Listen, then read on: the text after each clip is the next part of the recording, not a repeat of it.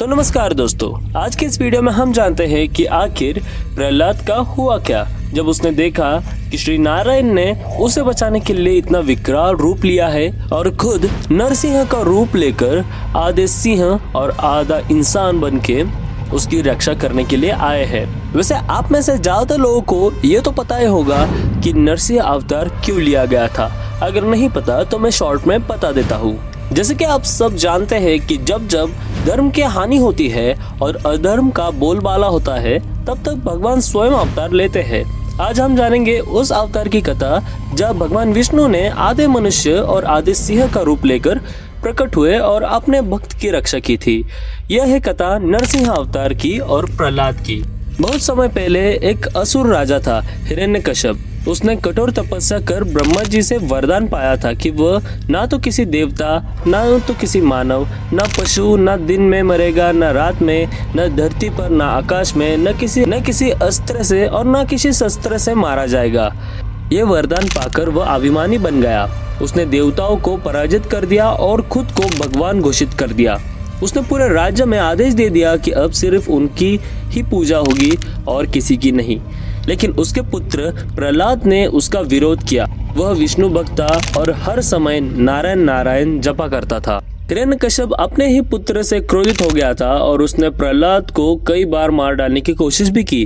कभी हाथियों से नीचे कुचलवाया, कभी विष दिया या फिर कभी आग में जलाने की कोशिश की और हर बार भगवान विष्णु ने प्रहलाद की रक्षा की थी।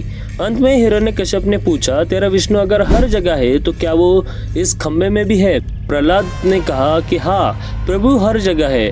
और तभी हिरण्यकश्यप ने क्रोधित होकर खम्भे पर प्रहार किया और अचानक उस खम्भे से एक भीषण गर्जना हुई और प्रकट हुए भगवान नरसिंह, जो कि आधे सिंह और आधे मानव थे।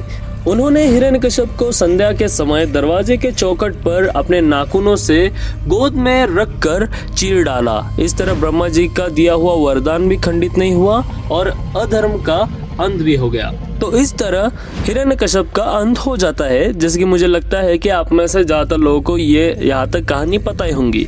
लेकिन जब भगवान नरसिंह का क्रोध शांत नहीं हुआ तब सारे देवता भी डर गए थे। यहाँ तक कि लक्ष्मी जी भी पास नहीं आ सकती थी नरसिंह अवतार के।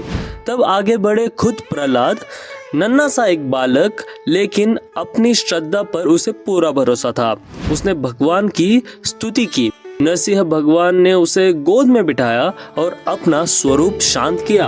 भगवान बोले, वत्स प्रहलाद, जो तूने किया है वो भक्ति का सर्वोच्च उदाहरण है। और तभी उन्होंने प्रहलाद को आशीर्वाद भी दिया कि तू इस राज्य का राजा बनेगा, धर्म की स्थापना करेगा और तेरा नाम युगों युगों तक लिया जाएगा। तो इससे हमें ये तो पता चलता है कि उसके बाद प्रहलाद जो है वो धरती पर ही थे, ना ही वो किसी देव में प्रकट हुए, ना ही उन्होंने भी किसी का रूप लिया।